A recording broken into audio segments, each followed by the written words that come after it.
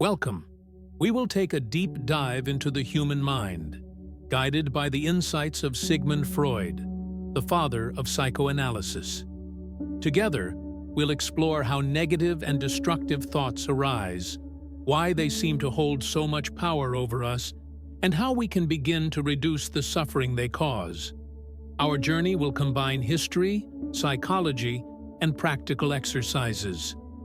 We'll uncover Freud's vision of the unconscious, learn about defense mechanisms, and explore how impulses shape our thinking. Most importantly, we'll discover techniques for analyzing and transforming destructive thoughts into tools for personal growth. So, find a comfortable place, open your mind, and let's begin this journey into the hidden depths of your own psyche. Freud believed that much of human behavior is shaped by mental forces beyond our awareness. To explain this, he developed a structural model of the mind. The conscious is the tip of the iceberg, everything we are directly aware of at this moment. The preconscious is just beneath the surface, memories, thoughts, and ideas that can easily be recalled. The unconscious, however, is vast and hidden. It holds repressed desires, unresolved conflicts, and primitive impulses that influence us without our awareness. He also described three inner structures constantly in tension. The id, the primitive part of the mind, driven by instinct and desire. It seeks pleasure and avoids pain. The superego, the voice of morality, rules, and social expectations. It demands perfection and punishes us with guilt when we fall short. The ego, the mediator, trying to satisfy the id's desires while respecting the superego's rules and keeping us grounded in reality. When destructive thoughts arise, such as, "I am not good enough," or "I must never make mistakes," they often reflect battles between these three forces. Understanding this dynamic helps us see our thoughts not as absolute truths, but as echoes of inner conflict. Destructive thoughts can take many shapes. Self-criticism, "I am worthless." Fear, "I will fail no matter what." Envy or resentment, "Others have what I never will." Aggression, "I want to hurt them because I am hurt." Freud suggested that such thoughts are not random. They are signals, expressions of conflict within us. The superego may punish us with guilt, while the id presses for desires the ego cannot fulfill. The result is inner tension, experienced as anxiety, shame, or despair. It is important to remember, destructive thoughts are not reality. They are mental events. They reveal something about the inner struggle between instinct, morality, and reason. When we learn to recognize them as such, we begin to free ourselves from their grip. The ego, constantly under pressure from both the id and the superego, needs ways to protect itself. Freud and later psychoanalysts described defense mechanisms, unconscious strategies the mind uses to manage anxiety and reduce pain. Some common examples: repression, pushing uncomfortable thoughts out of awareness. Denial, refusing to accept reality because it is too painful. Projection, attributing our own unwanted feelings to others. Rationalization, inventing explanations that make difficult feelings easier to bear. Displacement, redirecting frustration from a threatening object to a safer one.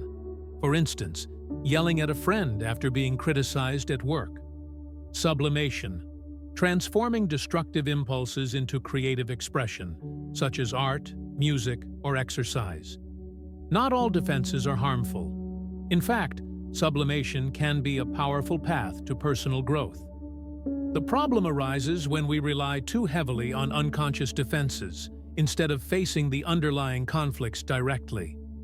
Becoming aware of our defenses allows us to choose healthier responses. Freud emphasized the role of impulses, deep urges that seek expression. Some are sexual, some aggressive, others related to survival. Because society and morality often forbid direct expression, these impulses are repressed. Yet they do not disappear. Instead, they emerge disguised as destructive thoughts, fears, or compulsions. For example, anger toward a loved one may turn inward as self-blame.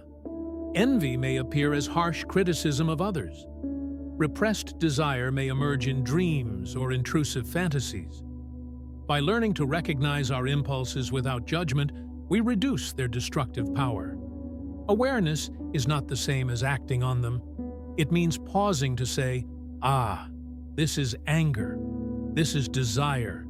This is fear." Once named, impulses lose much of their unconscious hold. We can then respond thoughtfully rather than react blindly. Freud's method of psychoanalysis was created to uncover the hidden roots of destructive thoughts. While few of us will go through full psychoanalysis, we can still apply its principles in everyday life. Here are 5 practical steps of thought analysis. Observation. Notice when a negative thought arises. Do not identify with it. Instead, label it. This is a thought of fear, or this is self-criticism. Naming creates distance. Tracing, ask, what triggered this thought? Was it a comment, a memory, or an expectation? Tracing points to the immediate cause. Connection. Does this thought feel familiar? Does it echo patterns from childhood, family, or past relationships? Many destructive thoughts are old echoes returning. Interpretation. Consider what inner conflict may be at work. Is the superego punishing you with guilt? Is the id pressing for desire? Interpretation reveals the hidden dialogue. Reframing. Ask, is this thought rooted in present reality or shaped by the past? Can I view it with compassion instead of judgment? Reframing transforms its impact. With these steps, destructive thoughts become sources of insight rather than attacks. We shift from victims of our inner dialogue to interpreters of our own mind. Now, let's ground this in daily practice. Journaling. Write recurring negative thoughts and their triggers. Over time, patterns appear. Free association. Let your thoughts flow uncensored on paper. Surprising themes often surface. Mindful reflection.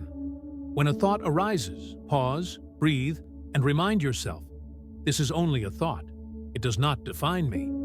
Sublimation. Channel emotions into creativity. Paint your anger, move with your anxiety, or write from sadness. Energy once destructive becomes constructive. Dialogue with the self. Imagine your id, ego, and superego in conversation. Which is too loud? Which is ignored? And what would balance look like? At first, these exercises may feel awkward, but with practice, awareness reduces the intensity of destructive thoughts, leaving more space for clarity and freedom. Overcoming destructive thoughts does not mean erasing them. Thoughts will always rise and fade. The key is how we relate to them. Freud taught that freedom comes from making the unconscious conscious, from revealing hidden impulses, conflicts, and defenses. When you understand your defenses, you stop being ruled by them. When you acknowledge impulses, you no longer fear them. When you analyze your thoughts, you transform them from enemies into teachers. The path requires courage and honesty, but step by step, the mind grows lighter and more resilient. Freud once said that being entirely honest with oneself is a good exercise. By facing destructive thoughts, you practice that honesty. Remember, you are not your thoughts. You are the observer, the one who can reframe and transform them. Each negative idea carries a hidden message about your inner life. By listening, you turn suffering into wisdom. So today, notice one destructive thought.